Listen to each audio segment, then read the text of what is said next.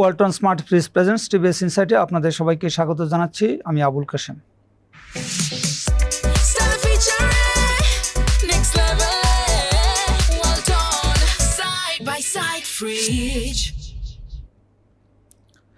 প্রিয় দর্শক, আমরা আজকে কথা বলবো কুরবানির পশু বিক্রি নিয়ে। আপনারা জানেন যে আগামী 28 মে পবিত্র ঈদুল আজহা অনুষ্ঠিত হচ্ছে বাংলাদেশে, এবং বাংলাদেশে সাধারণত ঈদের দিনই হচ্ছে প্রায় 90%-এর বেশি গরু বা পশু কুরবানি হয়ে থাকে, এবং বাংলাদেশিরা সবচেয়ে বেশি তো গরুই কুরবানি দিয়ে থাকে। অনলাইনে কিন্তু এক ধরনের দুন্দুমার হচ্ছে বেচা বিক্রি চলছে, এবং অনেক জায়গায় হচ্ছে খামার থেকেই অনলাইনে মোটামুটি 50% বা তারও বেশি পশু বা গরু ইতিমধ্যে বিক্রি হয়ে গেছে। এ বিষয়ে টিভিএসে স্পেশাল নিউজ প্রকাশিত হয়েছে। নিউজটি করেছেন আমাদের স্টাফ রিপোর্টার শাহাদত বিপ্লব। আমরা তার কাছ থেকে বিস্তারিত জানব। বিপ্লব, আপনাকে স্বাগত জানাচ্ছি। আপনার রিপোর্ট পড়ে জানলাম যে অনলাইনেই হচ্ছে খামার থেকে প্রচুর গরু অলরেডি বিক্রি হয়ে গেছে বা হচ্ছে। একটু যদি আমাদের বিস্তারিত বলেন।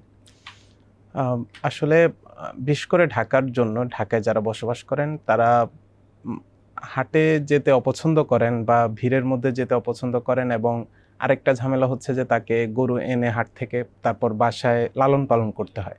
তো এই ঝামেলার সাথে আসলে অনেকেই পরিচিত না, বা এটা আসলে অভিজ্ঞতারও একটা ব্যাপার থাকে।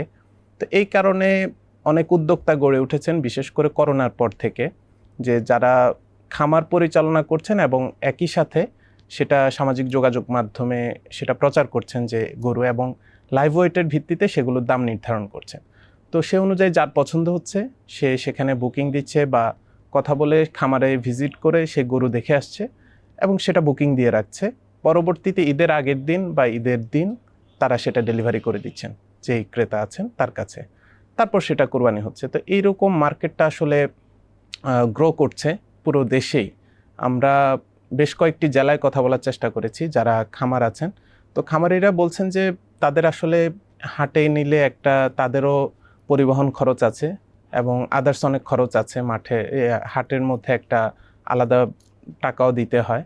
তো সেক্ষেত্রে তারা এখান থেকে এই জায়গাও একটু সেফ হচ্ছে, এবং গ্রাহকরা সরাসরি সেখান থেকে নিয়ে যেতে পারছেন, এবং তারা সারা বাংলাদেশে ডেলিভারি দিচ্ছেন। আচ্ছা, এখন পর্যন্ত আপনার কাছে কি তথ্য যে ধরুন যে খামারগুলোর কি পরিমাণ বিক্রি হয়েছে বা কি পরিমাণ হচ্ছে ক্রেতা তাদের সাথে যোগাযোগ করছে, খামারিরা কি বলছেন?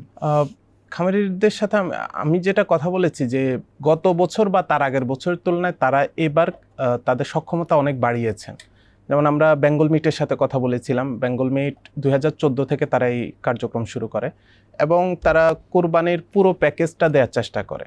অর্থাৎ তারা গরু পছন্দ করা এবং হচ্ছে যে সেটা একেবারেই প্রসেসিং করে সেটা গ্রাহকের বাড়িতে মাংস পৌঁছে দেয়া, কোরবানি মাংস। এবং এক্ষেত্রে তারা ইসলামিক ফাউন্ডেশনের যেই রীতি নিয়ম নীতি আছে সেগুলো মেনটেন করেন।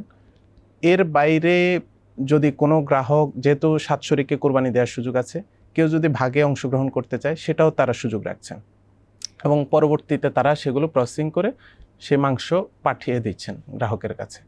তো এইরকম তারা যেমন গত বছর তাদের ক্যাপাসিটি ছিল 400 গরু, এবার তারা 500 গরুতে সেটা নিয়েছেন, এবং তাদের অলরেডি অর্ধেকের বেশি গরু বিক্রি হয়ে গেছে।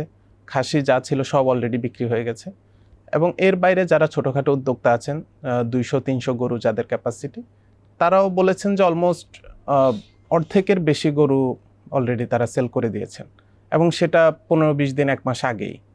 তো এটার একটা ভালো দিক তো অবশ্যই আছে, আবার এর পাশাপাশি কিছু জটিলতার কথাও তারা বলেছেন। আমরা যদি ভালো দিকগুলো বলি, যেমন বিক্রয়.com-এ আমি যখন ঢুকলাম দেখি যে অনেক গরুর হচ্ছে যে বিজ্ঞাপন দেয়া আছে। তো সেখানে তারা মূল টার্গেট আমি দেখলাম যে গুলশান, বনানী, বারিধারা এই এলাকাগুলোকে হচ্ছে টার্গেট করছেন। এবং আমি কয়েকজনের সাথে কথা বলেছি, তারা যেটা বলছেন যে এখানে যারা গ্রাহক আছেন তারা বিশেষ করে হচ্ছে যে হাটে যায় না। তো সেক্ষেত্রে তারা গরুর যে ছবি আছে সেটা দেখেন, দেখলে তারা যদি সেটা আগ্রহ প্রকাশ করেন তারা সেটা ওই বাড়িতে নিয়ে যান, গরুটা দেখিয়ে নিয়ে আসেন। তো তখন পছন্দ হলে সেটা কথাবার্তা বলে হচ্ছে যে তারা সেটা পৌঁছে দেন, এবং লালন পালনের সব কিছু হচ্ছে তারা দেখেন, খামারিরাই দেখেন। তো আসলে এইভাবে মার্কেটটা সারা বাংলাদেশে গ্রো করছে। আমি ধরুন যে 2 বছর আগে কুরবানি ঈদের সময় যুক্তরাষ্ট্রে ছিলাম, তো সেখানে আমি দেখলাম যে ওই সবাই হচ্ছে খামারে গরু কিনে এবং খামারে গরুটা শেষ পর্যন্ত খামারেই থাকে এবং ঈদের দিন সবাই নামাজ পড়ে ওই খামারে যায়, ওখানে খামারের পক্ষ থেকেই গরুগুলোকে জবাই করে দেওয়া হয় এবং তারপরে সবাই হচ্ছে সেখান থেকে মাংস প্রসেস করে মাংস যার যার বাড়িতে নিয়ে আসে। তো আমাদের দেশে আপনি বেঙ্গল মিটের কথা বলছেন যে বেঙ্গল মিট তারা নিজেরা হচ্ছে কুরবানি দিয়ে মাংস প্রসেস করে বাড়িতে পৌঁছে দেয়, তাতে সবাইকে যে তারা ঈদের দিনই মাংস পৌঁছে দিতে পারে তা না, আর 2-1 দিন পরেও দেয়। কিন্তু বাংলাদেশের মানুষের তো আসলে ঈদের দিন মাংস ছোটবেলা থেকেই যে মাংস খাওয়ার, কুরবানির মাংস দিয়ে ভাত খাওয়ার যে হচ্ছে একটা প্র্যাকটিস গড়ে উঠছে, সেটা কিন্তু এতে সম্ভব না। তো আমাদের খামারগুলিতে কি এই প্রক্রিয়াটা আছে যে আমি একজন গরু কিনলাম একটা খামারে পছন্দ করে, গরুটা খামারেই থাকলো, আমি ওখানে ঈদের দিন জবাই করে আমি মাংসটা শুধু নিয়ে আসবো, এরকম কি কোনো ফ্যাসিলিটিস তো গড়ে উঠছে? হ্যাঁ, অলরেডি ঢাকা সহ বিভিন্ন জায়গায় এটা আছে। এই যে আমাদের ভাটারা একটা ফার্ম আছে নর্থ বেঙ্গল, তো তাদের সাথেও আমি কথা বলছিলাম গত সপ্তাহে। তো ওনারা প্রতি বছরই এটা করেন যে কেউ যদি কোনো গরু পছন্দ হয় তারা টোটাল ইয়েটা করে দিবেন, সেখানে জবাই থেকে শুরু করে সবকিছু করে মাংস কেটে এবং পুরোটা জাস্ট শুধু আপনাকে গ্রাহক হিসেবে আপনি গিয়ে নিয়ে আসবেন, এবং তারা কিন্তু ঈদের দিনই দিচ্ছেন। তো এইরকম ফার্মগুলো ঢাকাতেও আছে, ঢাকার বাইরেও আছে, কারণ যে ফ্যামিলিগুলো আসলে লোকজন নাই এটাকে তদারকি করার বা এক্সপিরিয়েন্স নাই, তারা সেভাবে যাচ্ছেন। আর আরেকটা বিষয় হচ্ছে যে যদি বিশ্বের অন্যান্য দেশের সাথে আমরা তুলনা করি, উন্নত দেশগুলো, তো সেখানে তো আসলে স্লটার হাউস আলাদাভাবে আছে। ইভেন সেখানে স্লটার হাউসের বাইরে আসলে পশু জবাই করার কোনো নিয়মও নাই এবং সেটা শাস্তিযোগ্য বিষয়। কিন্তু বাংলাদেশে আসলে আমাদের প্র্যাকটিসটা একটু ভিন্ন, কিন্তু তার বাইরেও আসলে গড়ে উঠছে এখন নতুন করে। যেমন গত সপ্তাহে আমাদের বগুড়াতে একটা স্লটার হাউস হচ্ছে উদ্বোধন করা হয়েছে, সেখানে পুরোপুরি হচ্ছে যে মেশিনের মাধ্যমে এটা কোরবানি হবে বা পশু জবাই হবে সেখান থেকে। তো এটার একটা ব্যাপার হচ্ছে যে বর্জ্য ব্যবস্থাপনার জটিলতাটা অনেকটা কমে যায়। তো এটা আস্তে আস্তে তৈরি হচ্ছে আমাদের মধ্যে এবং মানুষজন আসলে এই জায়গায় ঝুঁকছেন। যেমন আমি আমাদের আত্মীয় স্বজন যারা আছেন ওনাদের সাথেও একটা ওনাদের অভিজ্ঞতাটাও নেওয়ার চেষ্টা করলাম যে ওনারা কি করছেন। তো বেশিরভাগই দেখলাম যে খামার থেকে গিয়ে এখন গরু আনা ট্রাই করতেছেন এবং হাটের যে বিষয়টা, হাটে যাচ্ছেন এমন না যে, তো মানে কিন্তু আগের যে হাটের যেই বিষয়টা যে সব মানুষ হচ্ছে হাটে যাবেন, হাট থেকে গরু কিনবেন, এই বিষয়টা এখন ধারণাটা কমে আসছে। দেখেন যে স্লটার হাউসে আসলে বাংলাদেশে যে পরিমাণ কুরবানি হয় এটা স্লটার হাউসে আসলে সম্ভব না। যেসব দেশে এরকম স্লটার হাউসের বাইরে কুরবানি দেওয়া যায় না সেখানে আসলে মুসলমানের সংখ্যা কম। এখানে ঢাকায় একটা 20তলা বিল্ডিংয়ে হচ্ছে আপনার যদি 40টা ফ্ল্যাট থাকে সেখানে 30টা গরু কুরবানি হচ্ছে, এরকম অনেক বিল্ডিং আছে, সেটা আসলে সম্ভব না। যাই হোক, আমরা যে প্রসঙ্গে আসছিলাম যে আমরা জানতে পারছি যে বিভিন্ন ব্যাংক বা আর্থিক প্রতিষ্ঠান তারা তাদের ক্রেডিট কার্ড হোল্ডারদের নাকি এরকম কিছু ছাড় দিচ্ছে যে তাদের সাথে বিভিন্ন খামারের সাথে কন্ট্যাক্ট হচ্ছে যে এই ব্যাংকের ক্রেডিট কার্ড ইউজ করে যদি গরুর মূল্য পরিশোধ করা হয় তাহলে সেখানে নির্দিষ্ট পরিমাণ ডিসকাউন্টের ব্যবস্থা আছে। এই বিষয় সম্পর্কে আপনি যদি কিছু বলতে চান। এখানে আমি কয়েকটি ব্যাংকের বিজ্ঞাপন দেখেছি যে 10% পর্যন্ত ডিসকাউন্টও দিচ্ছেন এক্ষেত্রে। তো এইটার ক্ষেত্রেও কিছু বিষয় আছে খামারিদের, আমরা যেই অভিজ্ঞতা আছে আমাদের, যে খামারিরা দেখা গেছে পশু বিক্রি করেছেন সেটা আবার যাওয়ার সময় তার টাকা পয়সা চুরি হয়ে গেছে ক্যাশে, সেটা হাটে হয় হাট থেকে বা ইয়ে থেকে। তো এই জটিলতাগুলা থেকে আমাদের ক্যাশলেস লেনদেনটা শুরু হয়েছিল গত 3-4 বছর আগে। এরপর থেকেই ব্যাংকগুলো আসলে আগ্রহ প্রকাশ করেন এই যে ডিসকাউন্ট দেয়া, তার কার্ড ইউজ করলে এরকম ছাড় দেয়া। তো এই বিষয়গুলো আসলে নতুন করে ইন্ট্রোডিউস হচ্ছে আমাদের এখানে। আচ্ছা, এখন আপনি তো আমাদের হচ্ছে যেহেতু সারা দেশের কৃষি সেক্টর এবং হচ্ছে পশু বা প্রাণী সম্পদ সেক্টরটা আপনি দেখে থাকেন, খামারে বা সারা দেশে এখন যেভাবে বেচা বিক্রি হচ্ছে তাতে দাম অন্য বছরের তুলনায় কেমন বা গত বছরের তুলনায় কতটা বাড়তি বা কতটা কম আপনার কি মনে হয়?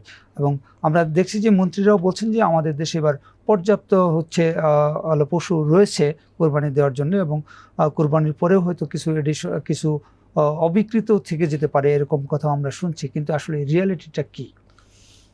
আমরা যদি সরকারি ডেটা দেখি, মন্ত্রণালয় জানিয়েছে যে আমাদের চাহিদা এবার 1,01,00,000 এইরকম, এবং আমাদের অলরেডি আছে কোরবানিযোগ্য পশু আছে প্রায় 1,23,00,000, তার মানে 22 লাখ পশু উদ্বৃত্ত থাকার একটা সম্ভাবনা আছে।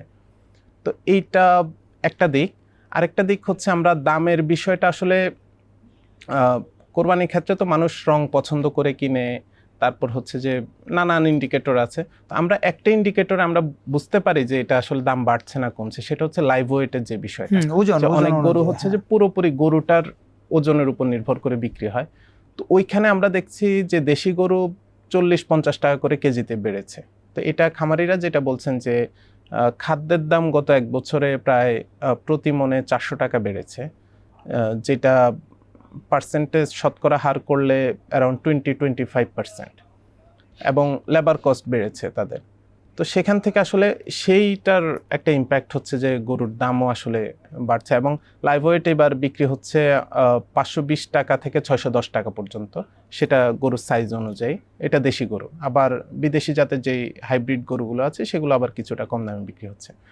তো এইটা একটা বিষয়। আবার খামারিদের মধ্যে একটা আশঙ্কা আছে, কারণ হচ্ছে আমাদের তো উদ্বৃত্ত পশু যেহেতু আছে, তার মানে দাম নিয়ে সে আসলে বিক্রি করতে পারবে কি পারবে না, এরকম একটা বিষয় তাদের মধ্যে আছে, শঙ্কাও আছে আসলে।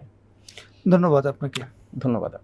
প্রিয় দর্শক, আমরা সাদত বিপ্লবের কাছ থেকে আগামী কোরবানির এই ঈদের যে আমাদের গরু, বিশেষ করে গরু, কিন্তু আমরা তো অন্যান্য প্রাণী হলো ছাগল, তারপরে হচ্ছে খাসি এবং ভেড়াও আমরা কোরবানি দিয়ে থাকি। তো এই বাজার সম্পর্কে জানলাম। আসলে অনেকেই কিন্তু অলরেডি কিনে ফেলেছেন, যদিও ঢাকার প্রতিটা বিল্ডিংয়ের নিচে এখনও দেখা যাচ্ছে না। তাদের গরু খামারে রয়েছে, তারা পেমেন্ট করেছেন বা বুকিং দিয়ে রাখছেন, হয়তো ঈদের আগের দিন তারা সেটা নিয়ে আসবেন।